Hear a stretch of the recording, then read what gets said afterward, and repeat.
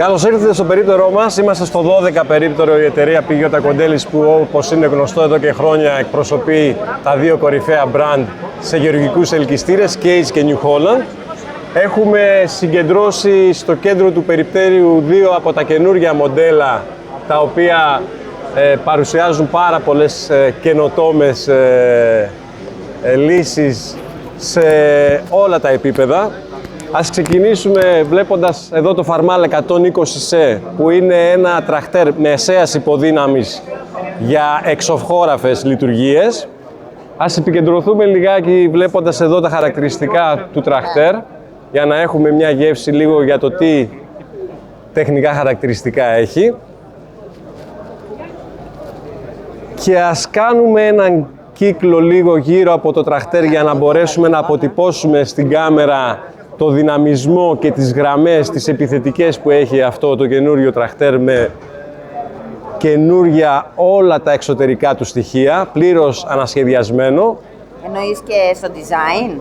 Κυρίως στο design, βεβαίως, αλλά θα δούμε και μέσα το τι επιπλέον μας προσφέρει αυτή η κατηγορία, που είπαμε είναι μια μεσαίου τύπου κατηγορία, ναι, που έχει μέσα όμως δυνατότητες ενός μεγάλου τραχτέρ, βεβαίως. Ας περάσουμε λίγο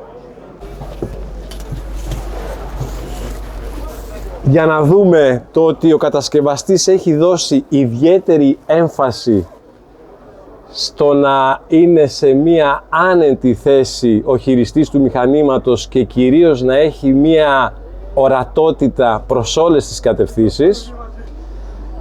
Υπάρχει μεγάλη έμφαση σε αυτό το σημείο και γι' αυτό η καμπίνα έχει πολύ λεπτές κολόνες, ναι, και υπάρχει και το άνοιγμα στην οροφή του μηχανήματος, ώστε να μπορεί, κάνοντας χρήση φορτωτή, να έχεις και ορατότητα όταν δουλεύεις στο φορτωτή.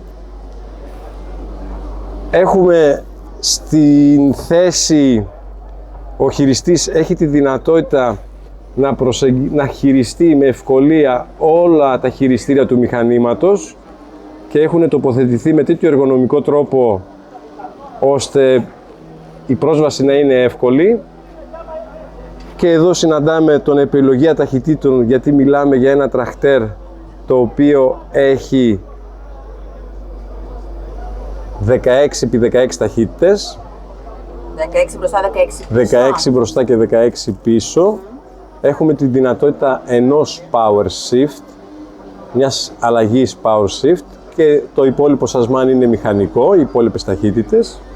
Έχουμε τα χειριστήρια εξωτερικών εργασιών, που μπορεί να εξοπλιστεί με 3 ή και με 4.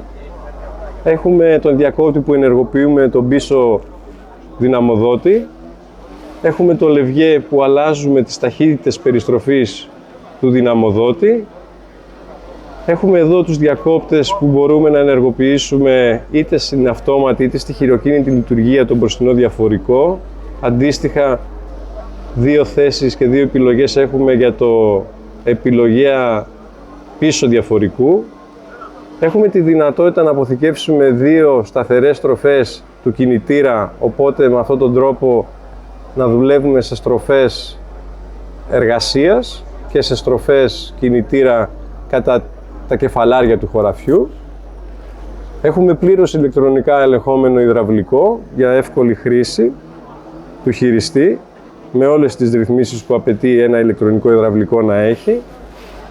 Σε συνέχεια των χειριστηρίων του ηλεκτρονικού υδραυλικού έχουμε και αυτούς εδώ τα περιστρεφόμενα κομβία, που ρυθμίζουμε το μέγιστο ύψος των υδραυλικών, την ταχύτητα πτώσης του υδραυλικού, ρυθμίζουμε και την ευαισθησία του υδραυλικού. Τα χειριστήρια του κλιματισμού της καμπίνας, και βλέπουμε έτσι μια ωραία καμπίνα με όλα τα χειριστήρια σε μια τέλεια θέση. Και έχουμε επίσης και τη δυνατότητα, και κάτι που είναι πολύ συμβατό και σχετικό με τη λειτουργία φορτωτή, να μπορούμε να ρυθμίσουμε την απόκριση, τη διαφορετική απόκριση που θέλουμε να έχουμε το τραχτέρ κατά την αλλαγή της κατεύθυνσης. Δηλαδή, όταν χρησιμοποιούμε μπροστά φορτωτή και κάνουμε συχνές εναλλαγές κατεύθυνσης, θέλουμε να είναι πιο άμεσες οι εναλλαγές κατεύθυνσης του τρακτέρ. Οπότε με αυτόν εδώ τον διακόπτη μπορούμε να ρυθμίσουμε αν θέλουμε να έχουμε μια άμεση αλλαγή κατεύθυνσης ή μια πιο ομαλή αλλαγή κατεύθυνσης. Οπότε ένα τρακτέρ εν ολίγης μεσαίας υποδύναμης με πάρα πολλές δυνατότητες και με ένα χαρακτήρα πάρα πολύ ευέλικτο και ευκολοπροσάρμοστο στο να καλύψει πολλές ανάγκες των αγροτών. Αυτό το προτείνεις για κάποιες ιδιαίτερα καλλιέργειες ή γενικά καλύπτει μεγάλη γκάμα? Προτείνουμε για καλλιέργειες. Ναι. Αναμφίβολα ο χαρακτήρας του είναι τέτοιος που μπορεί κάλλιστα να χειριστεί πάρα πολλά παρελκόμενα ως ένα βοηθητικό τρακτέρ, αλλά είναι και ένα τρακτέρ που μπορεί να εκτελέσει όλες τις εργασίες σε ένα στάβλο. Βεβαίως. Γι' αυτό και έχει ένα πολύ χαρακτήρα. Πολύ ενδιαφέρον και αυτό, ναι.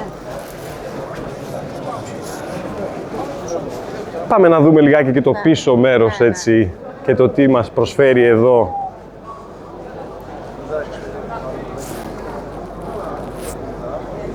Εδώ βλέπουμε τα χειριστήρια από όπου μπορούμε να συνδέσουμε κάποια παρελκόμενα και να τροφοδοτήσουμε με λάδι, τα παρελκόμενά μας, τα χειριστήρια εξωτερικών εργασιών όπως λέμε.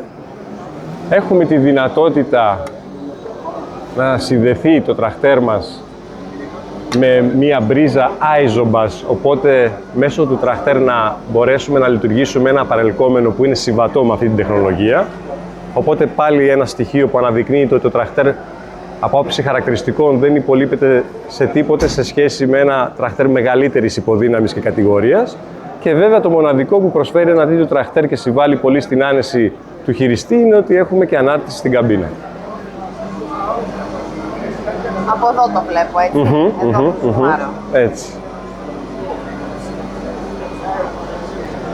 Αυτά. Ας αφήσουμε λιγάκι να τρέξει η εικόνα. Ωραία. Που έχει να μας πει σίγουρα περισσότερα. Ωραία.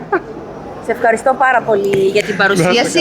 Θα το δείξω εγώ γύρω-γύρω και θα δείξω και τα χαρακτηριστικά. Θα κάνω μια στροφή να το δούμε μαζί εξωτερικά, εφόσον μας ανέλησε ο πολύ ευγενής κύριος εδώ πέρα από την Case και την New Holland.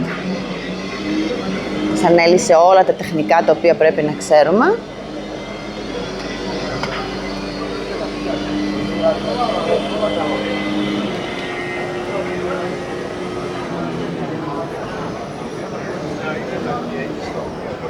Σας δείχνω το λάστιχο, τη διάστασή του.